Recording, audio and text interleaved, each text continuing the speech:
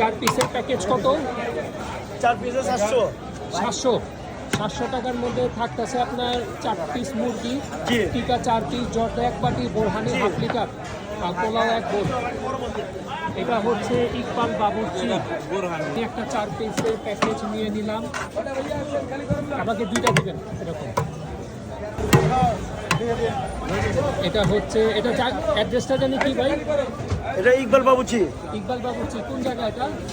হাজি Jhumur committee centre, Nayabazar, Dhaka. ওকে,